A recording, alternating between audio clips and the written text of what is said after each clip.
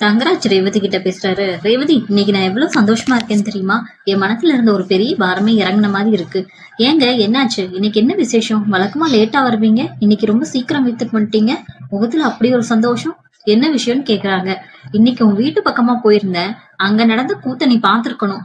அந்த அழகுமதி எல்லாரும் முன்னாடியும் பதில் பேச முடியாம தலை குனிஞ்சு அவமானப்பட்டு நின்னா பாரு. அதை நினைச்சாலே எனக்கு இன்னும் சிரிப்பு அடங்கல. அழகுமதி தலை குனிஞ்சு நின்னாளா? இதுக்காக அவ இப்படி என்ன தப்பு பண்ணா? ஏன் பண்ணல?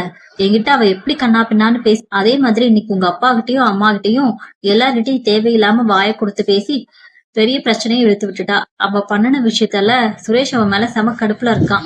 நீ பண்ணின தப்புக்கு எங்க அம்மா ராஜலட்சுமி கிட்ட கண்டிப்பா காலில் விழுந்து மன்னிப்பு கேட்கணும்னு சுரேஷும் மாமாவும் எல்லாரும் சேர்ந்து அழகுமதியை வச்சு செஞ்சுட்டாங்க.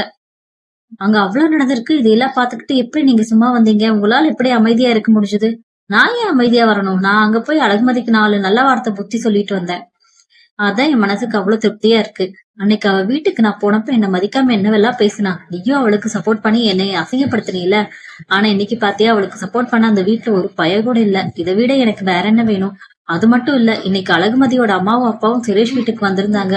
அவங்க பொண்ணு தப்பான தப்புக்காக என் முன்னாடி தலை குனிஞ்சு கை கட்டி சுரேஷ் கிட்டயும் அத்தை கிட்டயும் மன்னிப்பு கேட்டாங்க பாரு. அந்த இடத்துல நான் ஜெயிச்சுட்ட ரேவதின்னு சொல்றாரு. ரேவதி நினைக்கிறாங்க, அழகுமதி கண்டிப்பா எந்த தப்பு பண்ணிருக்க மாட்டா. அவன் நியாயமானவ. நம்ம வீட்டுக்கு நேரா போனா மட்டும்தான் அங்க என்ன நடந்துச்சுன்னு உண்மை வெளிச்சத்துக்கு வரும். எங்க அம்மாவோட குணம் எனக்கு தெரியாதா? ஏதாவது ஒரு காரணத்தை வச்சு அவளை வேலைக்கு போக விடாம தடுக்க சதி பண்றாங்க.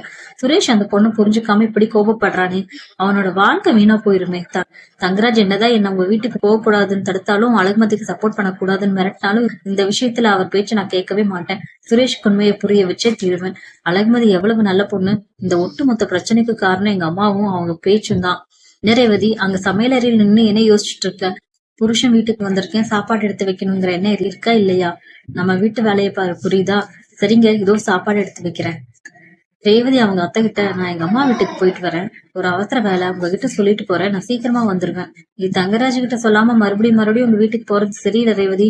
நீங்க 2 பேரும் இப்பதான் அங்க போயிட்டு வந்தீங்க. அப்படி போகணும்னா அவர்கிட்ட ஒரு வார்த்தை கேட்டுட்டு போக வேண்டியதானே? நான் இப்பவே அங்க போய் ஆகணும், ரொம்ப அவசரமான விஷயம். நீ பேச்சு கேட்க மாட்டேன். சரி போக்கு. சுரேஷ், இப்பதான் நிறைய வேலை இருக்குன்னு ஆபீஸ் கிளம்புனேன். என்னாச்சு சுரேஷ்? அந்த அழகுமதி எல்லார்கிட்டயும் மன்னிப்பு கேட்டாலா? பிரச்சனை எல்லாம் முடிஞ்சுதா? மாமா, தயவு செஞ்சு அந்த அழகுமதியை பத்தி என்கிட்ட பேசாதீங்க மாமா. அவ எப்படி மாமா மன்னிப்பு கேட்பா? அவளுக்கு தான் திமிர் தலைக்கேறி இருக்கே. வேணும்னு மறுபடியும் பிரச்சனை வளர்க்குறா மாமா. அது மட்டும் இல்லாம என் முன்னாடியே எங்க அம்மாவை எதிர்த்து பேசுறா. இதெல்லாம் பார்த்துட்டு ஒரு மகனா என்னால எப்படி மாமா பொறுமையா இருக்க முடியும்?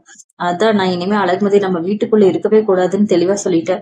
அவ அவங்க அம்மா விட்டு போவான்னு பார்த்தா போகாம எங்க வீட்டு வாசல்ல உட்காந்துட்டு மறுபடியும் சீன் போடுறா. ஒரு டிராமா வேற. உங்க பேச்ச கேட்டு அவளை கல்யாணம் பண்ணிட்டது இன்னைக்கு நான் ரொம்ப கஷ்டப்படுறேன் மாமான்னு சொல்றாரு. சுரேஷ், எல்லா பிரச்சனையும் சீக்கிரம் சரியாயிடும். அழகுமதியோட அம்மாவும் அப்பாவும் வீட்டுக்கே வந்து நம்ம கிட்ட மன்னிப்பு கேட்டாங்கல்ல, கொஞ்சம் பொறுமையா இரு. வேணும்னா அப்படியே வந்து உங்க வீட்டுக்கு அவட்ட பேசட்டுமா? அதெல்லாம் வேண்டாமாமா. நாங்களே எவ்வளவோ பேசி பார்த்துட்டோம். ஆனா அழகுமதி எங்க பேச்சு கேட்க மாட்டேங்கிறா. நாங்க சொல்ல வரதையும் புரிஞ்சுக்க மாட்டேங்கிறா. சரி சுரேஷ், கவலைப்படாத, நான் பாத்துக்கிறேன். ரேவதி வேகமா சுரேஷோட வீட்டுக்கு வாசலுக்கு வர்றாங்க. அழகுமதி, நீ என்ன இங்க வாசல் உட்காந்து இருக்க? முதல்ல வீட்டுக்குள்ள போ அப்படிங்கிறாங்க. ரேவதி, நீங்க கூப்பிடுறது எனக்கு புரியுது, ஆனா என்னால வீட்டுக்குள்ள வர முடியாது. சுரேஷ் என் புருஷன், அவன் என் மேல தப்பு இல்லைன்னு புரிஞ்சுக்கிட்டு நேர்ல வந்து என்ன வீட்டுக்குள்ள கூப்பிட்டாதான் நான் வருவேன். இல்லைன்னா நான் இங்கேயே கிடக்குறேன். நீங்க என்ன நினைச்சு கவலைப்படாதீங்க. ஆனா இந்த வீட்டுல ஒருத்தர் கூட என்ன புரிஞ்சுக்கலையே. ரேவதி, எப்ப வந்த நீன்னு அவங்க அம்மா கேக்குறாங்க. அம்மா, உங்ககிட்ட பேசணும் தான் ஓடி வந்திருக்கேன். என்னம்மா பண்ணிட்டு இருக்கீங்க? அழகுமதி நம்ம வீட்டு மருமக. அவ இந்த வீட்டுக்கு வந்து எதிரியா? நீங்க தான் அவளை புரிஞ்சுக்கிட்டு அரவணைச்சு போகணும். சுரேஷ் கிட்ட தேவையில்லாம போய் சொல்லி பிரச்சனை கிளப்பி விட்டதே நீங்க தான். என்ன ரேவதி இது? வந்த உடனே என்ன கேள்வி கேட்கிற? அதுவும் இல்லாம முகத்துல ஏன் இவ்வளவு கோபம்? மலர் ரேவதி கிட்ட, எப்ப வந்தீங்க? உங்களுக்கு காபி போட்டு எடுத்துட்டு வரேன். மலர, நீ காபி அப்புறம் குடிக்கலாம். வீட்டுல ஒரு பெரிய பிரச்சனை நடந்திருக்கு. நீங்க ஒரு போன் பண்ணி சொல்லல, ஏன் மறைச்சீங்க? இல்ல ரேவதி, இந்த சின்ன பிரச்சனை தானா சரியாயிடும் நினைச்சேன். அத்தைக்கு அழகுமதி காலேஜுக்கு வேலைக்கு போறது கொஞ்சம் கூட பிடிக்கல. காலேஜ் வேலையை ஏன் வீட்டுக்கு கொண்டு வந்து செய்யணும்னு ஏற்கனவே சண்டை போட்டுட்டு இருந்தாங்க. இப்ப இந்த டம்ளர் கிச்சன்ல விற்காத ஒரு சின்ன காரணத்தை வச்சு பெரிய பிரச்சனை ஆக்கிட்டாங்க. சுரேஷும் அத்தை சொல்றதெல்லாம் நம்பி அழகுமதி மேல செம கோபத்துல இருக்காங்க. அவளை அத்தை கிட்ட மன்னிப்பு கேட்க சொல்றா. ஆனா அழகுமதி, நான் தப்பே பண்ணல, அப்புறம் ஏன் மன்னிப்பு கேட்கணும்னு உறுதியா இருக்கா. அப்ப அந்த ஒட்டுமொத்த பிரச்சனைக்கு காரணம் எங்க அம்மா தானா? அவங்க போய் சொல்லி சுரேஷ உசுக்கிட்டு இருக்காங்க. அப்படித்தானே மலரணி? ஆமா ரேவதி, ஆனா தயவு செஞ்சு நான் இதை சொன்னேன்னு அத்தை கிட்ட சொல்லிடாத. அழகுமதி பாவம், காலையில இருந்து சாப்பிட கூட வேண்டான்னுட்டு ரெஸ்ட் எடுக்காம வாசல்லயே உட்காந்துருக்கா. மலரணி, சாப்பாட்டை தட்டுல எடுத்துட்டீங்க, நான் கொண்டு போய் அழகுமதிக்கு கொடுக்குறேன். அவன் இந்த வீட்டு மருமக. அவளை எப்படி பட்டினி போடக்கூடாது. ரேவதியோட அப்பா, என்ன ரேவதி எப்ப வீட்டுக்கு வந்த? தங்கராஜ் மாப்பிள்ளைக்கு உண்மையெல்லாம் தெரியல, நீ இங்க வந்திருக்கிறது அவருக்கு தெரியுமா? ஆமா, நீ யாருக்கு இந்த சாப்பாடு எடுத்துட்டு போற? அப்பா வாசல்ல பசியோட உட்காந்துருக்க, அழகுமதிக்காக தான் எடுத்துட்டு போறேன். என்னது, அழகுமதிக்கு சாப்பாடா? அப்படி எந்த ஒரு உதவியும் நீ அவளுக்கு செய்யக்கூடாது. அழகுமதி என்கிட்ட மன்னிப்பு கேட்க முடியாதுன்னு சொன்னதுக்கு அப்புறம் அவளுக்கு சோறு போடணுமா? இந்த சாப்பாட்டு முதல்ல கிச்சன்ல கொண்டு போய் வைங்கிறாரு. அப்பா, அழகுமதி சரியா சாப்பிடாம கஷ்டப்படுறா. நீங்களும் இந்த அம்மா பேச்சை கேட்டுட்டு இப்படி இரக்கம் இல்லாம நடக்கலாமா? நீங்க உண்மை புரிஞ்சுக்க சப்போர்ட் பண்ணாதாப்பா சுரேஷும் அவளும் சந்தோஷமா வாழ முடியும். பார்த்து ரேவதியோட அவங்க அம்மா, மலரு மலரு எனக்கு நெஞ்சு வலியா வருது, ரொம்ப முடியல, அந்த தைலத்தை கொஞ்சம் எடுத்துட்டு வரையா? அம்மா, இவ்வளவு நேரமா நீங்க நல்லா ரெஸ்ட் எடுத்துட்டு தானே இருந்தீங்க. உடனே மலரணிக்கு ஏதாவது ஒரு வேலை சொல்லி கொடுமைப்படுத்துருமா? எப்ப பார்த்தாலும் எனக்கு முடியல, தைலம் எடுத்துக்குவான்னு ஏதாவது ஒரு வேலையை சொல்லி மலரணி ஏன் சித்திரவதை பண்றீங்க? நீங்க ஏமா இப்படி தேவையில்லாத வேலையை செஞ்சுட்டு இருக்கீங்க? உங்க பொய்யான பேச்சு கேட்டு சுரேஷ் இன்னைக்கு அழகுமதி மேல கொலவெறியில இருக்கான். நீங்க சுரேஷோட வாழ்க்கைய பத்தி கொஞ்சமாவது யோசிச்சீங்களா? என்ன ரேவதி, பெத்த தாயை பார்த்து இப்படி எகத்தலமா பேசுற? நான் எதுக்காக அழகுமதி கிட்ட பிரச்சனை செய்யணும்? அவன் என் பேச்சை கேட்டு நடந்தா இந்த வீட்டுல மகாராணி மாதிரி இருக்கலாம். இந்த வீட்டு மலரும் அழகுமதியும் என் பேச்சை மட்டும்தான் கேட்கணும். அம்மா, போது நிறுத்துங்கம்மா. எப்ப பார்த்தாலும் பெரியவங்க மதிப்பு மரியாதைன்னு பேசாதீங்க. நீங்க தங்கராஜுக்கு சப்போர்ட் பண்ணி பேசுறீங்க, ஆனா அவரால் என் வாழ்க்கையில எவ்வளவு பிரச்சனை வருதுன்னு உங்களுக்கு தெரியுமா? அன்னைக்கு மலரணியோட பிறந்தநாளுக்கு நான் வந்துட்டு போனதுக்காக வீட்டுக்கு போனதுல இருந்து என்ன நரக வேதனை படுத்துறாரு. வீட்டுல வாழ வேண்டாம், உங்க அம்மா வீட்டுக்கே போய் நீ என்னை மிரட்டுறாருமா. அந்த உண்மையை உங்ககிட்ட சொன்னாரா அவரு? என்ன ரேவதி சொல்ற? மாப்பிள்ள தங்கராஜா அப்படி பேசினாரு? நீ அவர்கிட்ட சொல்லாம இங்க வந்தா அப்படித்தான் பேசுவாரு. மாப்பிள்ள என்ன செஞ்சாலும் சரியாத்தான் இருக்கும். நீ மாப்பிள்ளைய குறை சொல்லாதாங்கிறாங்க. போதுமா, இதுக்கு மேல ஒரு வார்த்தை பேசாதீங்க. பெத்த பொண்ணு வாழ்க்கையை பத்தி யோசிக்காத நீங்க மருமக வாழ்க்கையை பத்தியா யோசிக்க போறீங்க? உங்ககிட்ட பேசி எந்த பிரச்சனையும் இல்ல. ஒட்டுமொத்த பிரச்சனைக்கு காரணமே நீங்க தான் அழகுமதி கிட்ட மன்னிப்பு கேட்கணும்னு சொல்றாங்க ரேவதி. ராஜலட்சுமி உடனே, ஆமாண்டி, நான் போய் தான் சொன்னேன். நான் அப்படி போய் சொல்லி சுரேஷ் உசுப்பி விட்டதாலதான் அவன் எனக்காக சப்போர்ட் பண்ணி அழகுமதி கிட்ட கேள்வி கேட்டான். இப்படியே அவளை கேள்வி கேட்காம விட்டா அவ வேலைக்கு போறேன்னு சொல்லி நம்ம பேச்சு மதிக்காம போயிடுவா. அதான் அவளை அடக்க நான் எப்படி போய் சொன்னேன், போதுமாங்கிறாங்க. பாத்தீங்களா ரேவதி, நான் சொன்னது எல்லாமே உண்மைதான். அத்தை வேணும்னு தான் போய் சொல்லியிருக்காங்க. உண்மை தெரியாம சுரேஷுக்கு தேவையில்லாம பேசிட்டான்னு மலர் சொல்றாங்க.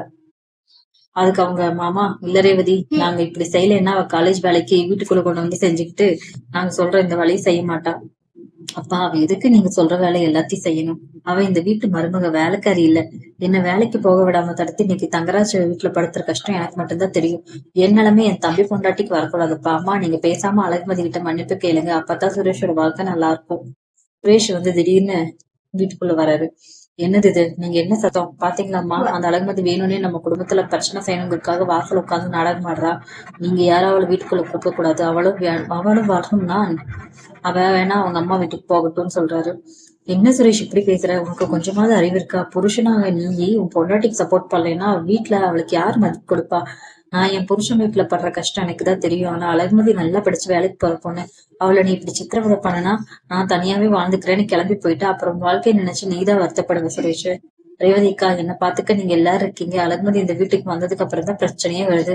அவ எங்க அம்மா கிட்ட மன்னிப்பு கேட்டுட்டு அமைதியா இருக்க வேண்டியது தானே. சுரேஷ், தங்கராஜ் பேச்சை கேட்டு வாழ்க்கையை அழிச்சுக்காது. நம்ம அம்மாவை பத்தி உனக்கு தெரியாதா? வேணும்னே அழகுமதி மேல பழி போடணுங்கிறதுக்காக எனக்கு உடம்பு முடியலன்னு போய் சொல்லி உனக்கு போன் பண்ணி வர வச்சாங்க. அம்மா போய் சொல்லியிருக்காங்க சுரேஷ். அழகுமதி தன் பக்கம் இருக்க நியாயத்தை பேசியிருக்கா. அம்மா, அங்க வீட்டுக்கு வந்த மருமகளை நல்லா பாத்துக்கலைன்னா நான் பொறுமையா இருக்க மாட்டேன். இனிமே இந்த வீட்டுல அழகுமதிக்கோ இல்ல மலரணிக்கோ ஏதாவது பிரச்சனைனா நான் நேரம் போலீஸ் ஸ்டேஷன் போய் கம்ப்ளைண்ட் கொடுத்து போலீஸ் உதவி கேட்பாங்கம்மா, ஜாக்கிரதான்னு சொல்றாங்க. உடனே சுரேஷ், அக்கா என்ன மன்னிச்சிருங்கக்கா, அவசரப்பட்டு அம்மாவை பேச்சை கேட்டு அழகுமதியை தப்பா நினைச்சிட்டேன். அழகுமதி, நீ யார்கிட்டயும் மன்னிப்பு கேட்க வேண்டிய அவசியம் இல்ல. நீ இந்த வீட்டு மருமக, உன் நியாயம் ஜெயிச்சிருச்சு. உங்க சுரேஷ் நல்லபடியா பாத்துப்பான். அழகுமதி, என்ன மன்னிச்சிட்டு பரவாயில்ல. இனிமே இந்த பிரச்சனை எதுவும் வராது. காலையில இருந்து சாப்பிடாம இருக்குல்ல, முதல்ல வந்து சாப்பிடு. ரேவதி அக்கா, நீங்க செஞ்ச இந்த உதவியை நான் ஜென்மத்துக்கும் மறக்க மாட்டேன். சுரேஷ் என்ன புரிஞ்சுக்கிட்டு காரணமே நீங்க தான் சொல்றாங்க.